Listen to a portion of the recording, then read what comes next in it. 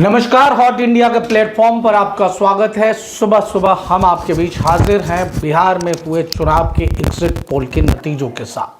जी हाँ, बिहार में जो चुनाव की गर्मी थी, चुनाव की जो शोर था, वो ख़त्म हो चुका है और अब जो है कि बिहार में सारे लोग कयास लगा रहे हैं कि किसकी बनेगी सरकार। जी हाँ, अलग अलग टीवी मीडिया चैनल्स हो, डिजिटल प्लेटफॉर्म्स हो, सब ने अपने अपने एग्जिट पोल रखे हैं।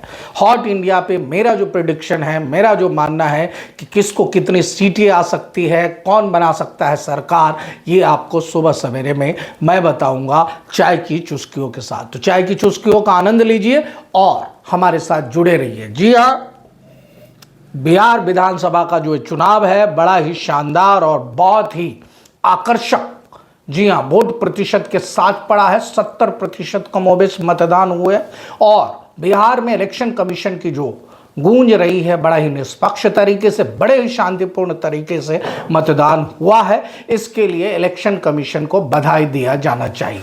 साथ ही साथ अगर मैं बात करूं कि बिहार विधानसभा का ये जो 2025 का चुनाव है, इस चुनाव में कमोबेश किसकी सरकार बनने जा रही है, तो मेरा ये मानना है कि अभी तक स्पष्ट जनाधार जिस तरफ जा रहा है, वो जनाधार जो है कि एनडीए गठबंधन को सारे टेलीविजन मीडिया या डिजिटल जितने भी चैनल्स हैं उन लोगों ने दिया है। लेकिन मैं इससे अपना इत्तेफाक नहीं रखता। मेरा ये मानना है कि अगर बिहार में किसी की सरकार बनती है तो पूरी की पूरी तरीके से स्पष्ट बहुमत किसी को मिलने जा नहीं रहा है। जी हाँ, एनडीए गठबंधन पिछली बार की तरीके की भूमिका में हो सकता है। इस बार जो है कि आरजेडी की सीटों की संख्या में वृद्धि हो सकती है। जन सुराज एक तीसरा फैक्टर हो सकता है। साथ ही साथ जो अदर्स कैंडिडेट्स हैं, जिसमें बसपा है, जिसमें तेज प्रताप यादव है, जिसमें और भी नेशनल कम्युनिस्ट पार्टी है, एनसीपी है, निर्दलीय हैं, ये सब की भी अपनी अहम भूमिका हो सकती है।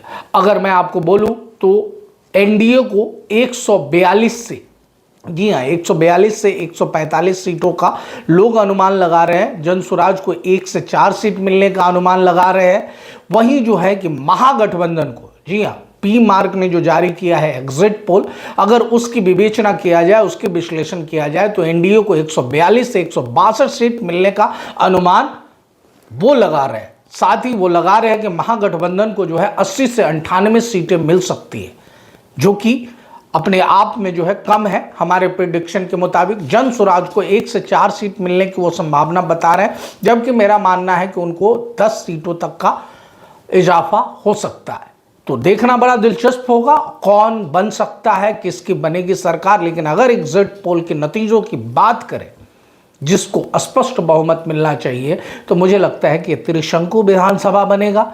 इसमें जो है कि ऐसे छोटे छोटे दलों का बहुत महत्वपूर्ण भूमिका बन सकती है, जिसमें जनसुराज हो गए, तेज प्रताप हो गए, या फिर निर्दलीय हो गए, और भी जो सारी पार्टियां हैं उनके एक एक दो दो अगर भी आ जाते हैं, 10 उनके पास, 10 इनके पास, 20 सीटें भी अगर इधर उधर कहती है, तो फिर स्पष्ट जनादेश नहीं जा सकता किसी के साथ। यही हमारा अपना जो है कि प्रेडिक्शन करता है, हम ऐसा मानते हैं।